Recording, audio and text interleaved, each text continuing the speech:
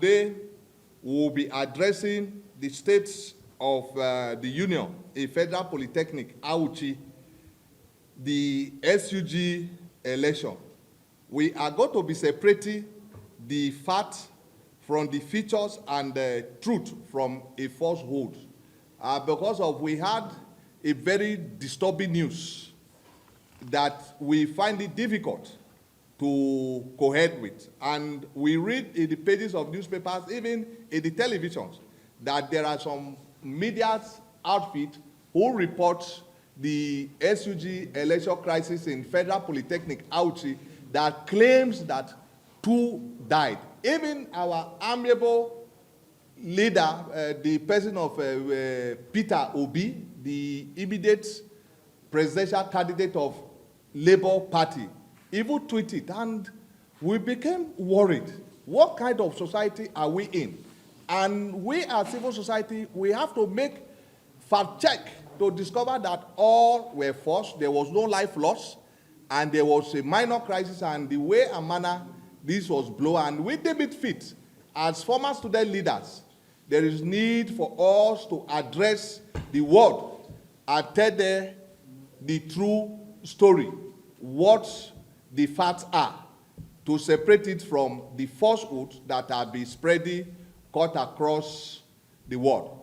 To worsen the false narrative, presidential candidate of the Labour Party in the 2023 presidential election, Mr. Peter Obi, poured petroleum into already raging fire, lit by fiction and falsehood.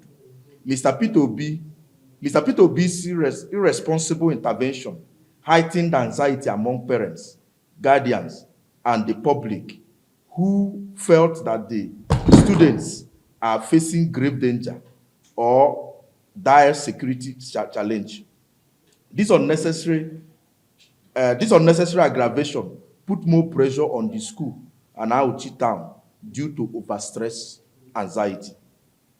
Though we are aware of Mr. Obi's political attention-seeking schemes, which are within his rights, we are so worried about why he will post an unverified news, even when he can easily access institutions that can give him the correct information. For a man who always charged us to go and verify, this is distasteful because we have verified and the result is the very opposite of what Obi posted. So we dare say that Obi lied, and this time he lied hard. For a person of his standing, we feel very, very worried. We feel ashamed that he got into this unnecessary crisis due to attention seeking. We hope that he will have the humility to apologize and retract his statement. One does not understand why a man of Mr. Peter Obi's public and political standing could jump on a bandwagon and totally demarket and smear a thriving institution like Auchi Poly. We, however, commend a few of the media who exhibited circumspection and professionalism by waiting for official reports before broadcast or reportage. Their professionalism has been helpful in dousing the tension and encouraging the civil society to find the truth about the incident.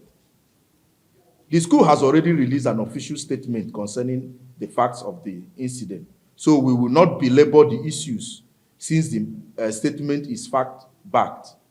The statements they have made, nobody have come to say anything to the contrary because these are the facts. The institution have also begun investigation to find out internal forces that sabotage security in the school. We urge them to be swift, to be firm, and transparent. Nigerians want to know exactly why that ugly incident should happen in an institution of learning. But just to set the record straight, in the conduct of the SUG election, the school, internal security, Nigerian police, Department of State Services, National Security and Civil Defense Corps, and local vigilante were adequately mobilized to ensure security and history election. The security reports and the report of the National Association of Polytechnic Students, NAPS, who are officially accredited observers, confirmed that it was not a question of lack of security or management negligence, but clearly the work of fifth columnists who had concealed ulterior motive. So we dare say that there's a sabotage from within, and that is what the school have to unravel and make the public know.